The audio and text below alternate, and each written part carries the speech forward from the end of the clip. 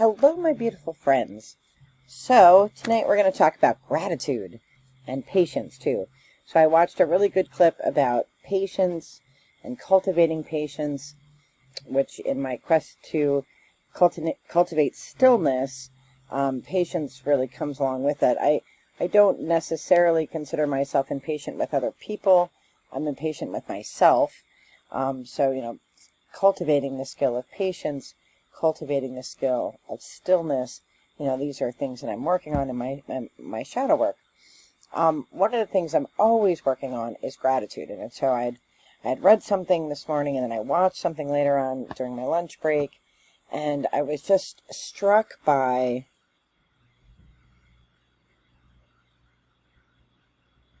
there's really no way to say this nicely, but how not non-grateful we are, right? So, if you're watching this video, you have the internet, you have a device on which you can watch it, right? And so there are a lot of people in this world who don't have either of those two things, right? Internet or devices, even if they had internet. And, when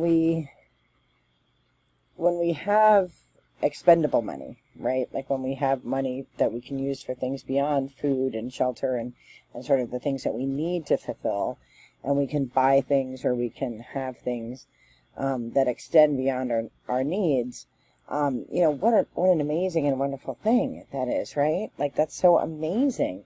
And then, you encounter these situations where you're like, wow, like that person is really not grateful, for the blessings that he, she, or they have in their life.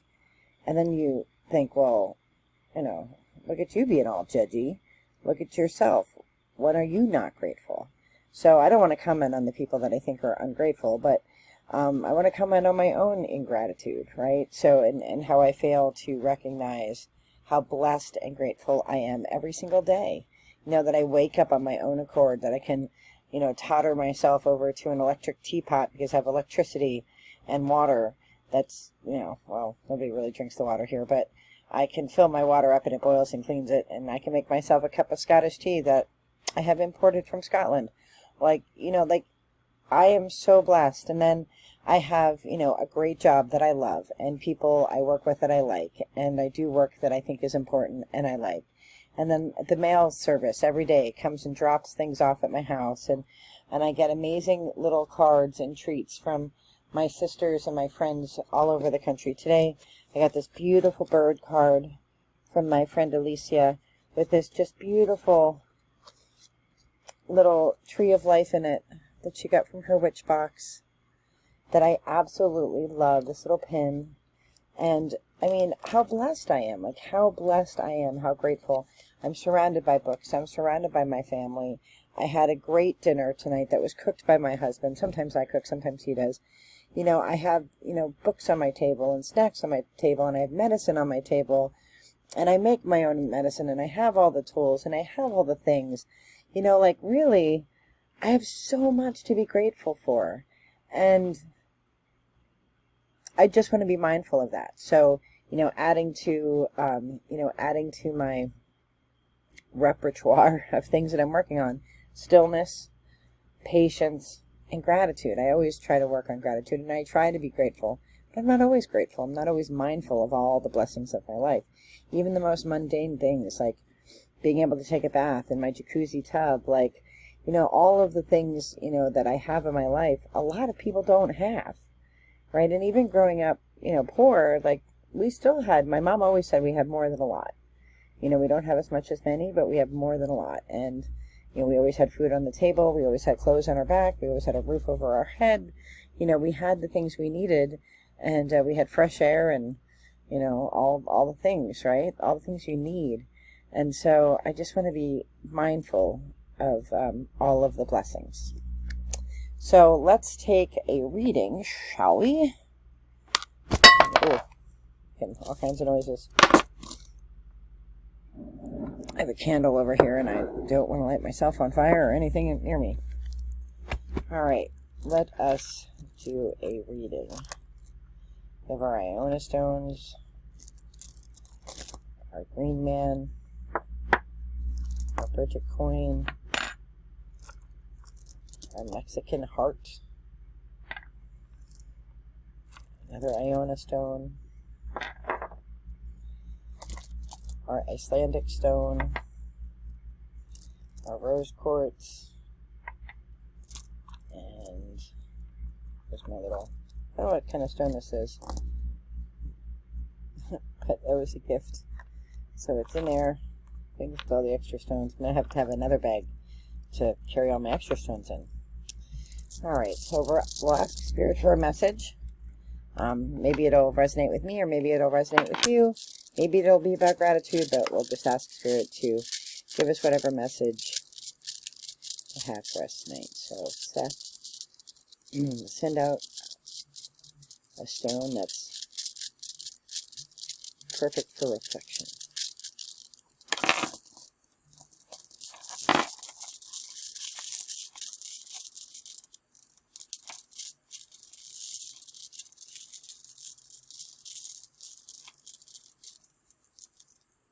They're sticking in me. Ah, we have Fehu. Fehu is the first letter in the Elder Futhark alphabet, and it is the prosperity stone, right? So it means domesticated cattle, and you think about it, I mean, this is about blessings, right? This is a stone all about blessings. In order for you to have domesticated cattle, you have to be able to first afford cattle, and then have the ability to domesticate them, and then be able to, like, have them and, you know, contain them and, you know, use them for milk and whatnot. I read a story today. It was from the UK, and it was, I can't remember what time period it was. Was it Victorian England? I feel like it was further back from them. Tudor England? I don't know. I don't know time periods. Anyway, it's about a black woman who was, she was British, and it was, you know, when they look at the history of Africans in England, this tiny little town that she was in, there were only 9 Africans, and they only really know anything about them by what was recorded when they died, because the English kept records of, like, you know, what a person's estate was worth. So she had a cow, and then, like, clothes, and she didn't have any furniture, which meant she probably lived with somebody. She wasn't married. She didn't have any heirs. So she didn't have children, and she appointed a female to be the executor of her will, so that's probably who she lived with, and but she had her own cow. And this article was about how, like, that cow was only worth like £6 back then, right? It'd be like worth $500 today. But that cow meant that she had an element of freedom, because first of all, she wasn't a slave, because they didn't have slaves at the time, but also they didn't record, you know, the possessions of a slave upon death. But that cow would have afforded her the opportunity to sell milk and cheese, and so she might have had her own income.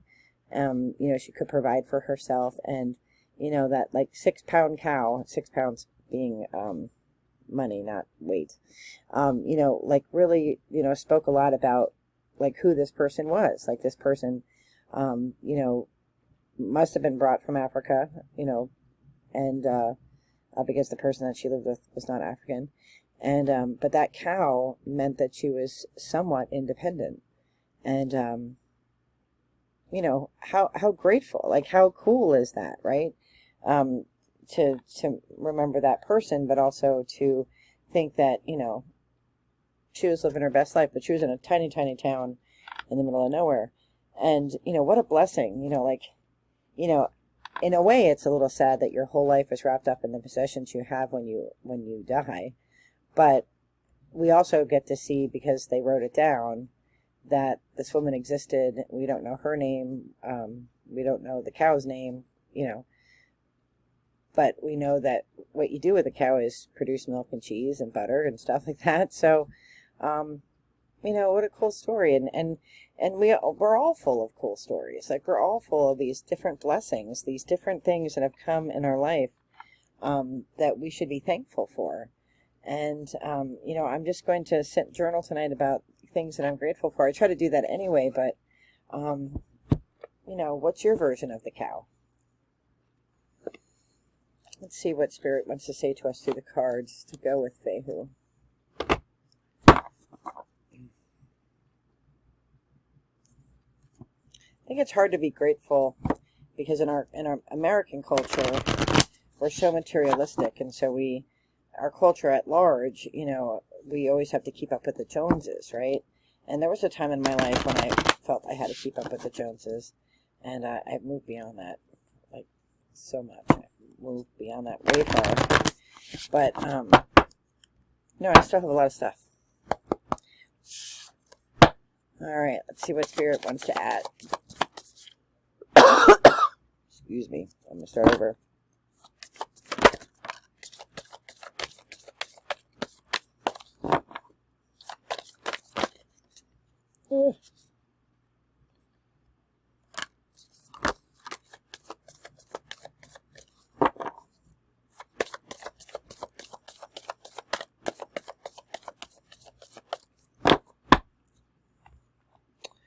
Okay, so we have Gwyneth again. We had Gwyneth yesterday, and that's mother, nurture, and present.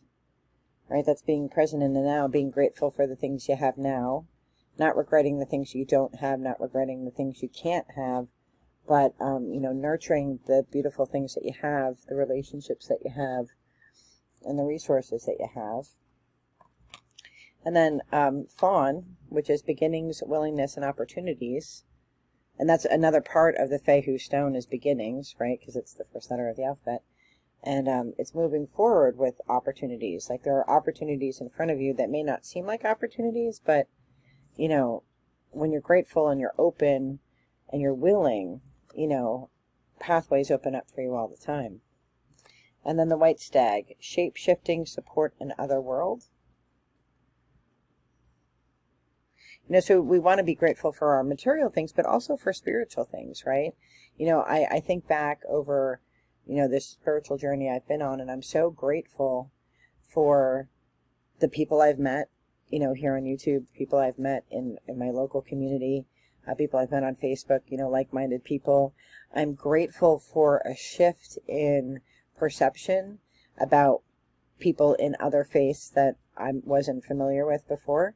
And stripping away of that judgment that came with being raised in a very, very Christian household. The ability to, break bread with people of every faith and enjoy it and love learning about their things. Some of my spiritual sisters on here, like they do different crafts, and I learned how to make rose water, and I'm so excited to do that. I have to go get some roses. I learned these little things, and maybe we use these things differently. Maybe some of my friends might use them in a spell or something like that, or I might just do it as a ritual, or I might just do it because I want to try it. I want to see what it's like. Swimming around with roses sounds delightful to me. So, I think that, we should be thankful for physical and non-physical things, signs, things like that. Let's see what else we have from Spirit, shall we? Oh. I think in the chaos of life, too, we forget to be grateful because we're, stressed out, and we're moving on to the next thing, and, it's hard to just stop and be patient, be still, so that we have an opportunity to be grateful. In this thing that I listened to about patience, it's like when we're impatient, we don't allow for opportunities. And I thought that was such a great point that, some of the best things happen when you have to wait in line. You get to meet some of the best people,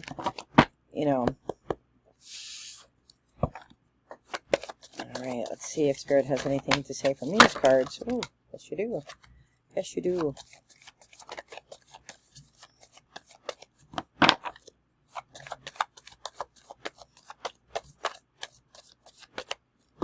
Okay, we have Divine Light. Remember, this is the figure that's either walking to or walking away from that Divine Light.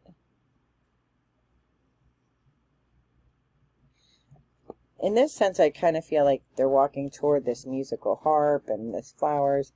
Like they're coming from light. You're coming from goodness. You're coming from the light within. And then you have all these blessings that you're walking toward, you know, that blessings are all along your path. I mean, you look, you know, there's this light behind you and you're walking towards blessing.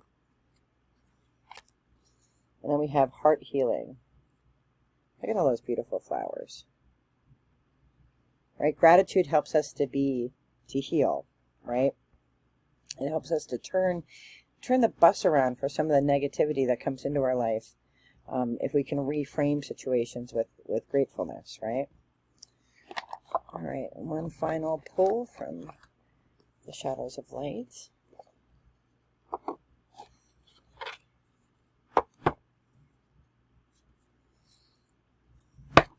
I haven't pulled from all 3 decks for a while.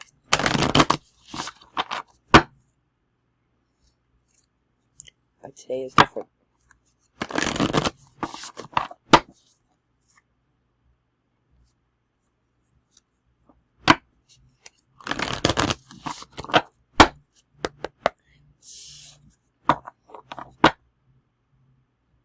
I had to pause and cough. And then it's dry and stuck in my throat.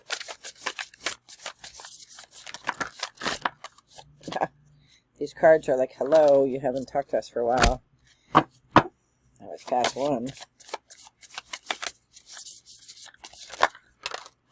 Pass 2. And pass 3. All right. First one was responsibility, loyalty. And I do think there's a level of responsibility in being grateful, right? We have a responsibility because we have so many blessings to be thankful for the things that we have. So I think there is some responsibility there. And, you know, I'm noticing this like chain on the dog, right? So I don't have a dog, but, you know, I have had dogs. And, you know, you take them for a walk, you have to put them on a collar, on a chain. It's not to hurt them. It's, you know, because you have to, not everybody likes dogs, and not all dogs behave themselves. Our dog would just chase squirrels forever if given the opportunity. So we have to be responsible. And part of being responsible is being grateful, you know, and using that responsibility wisely. These 3 came out together.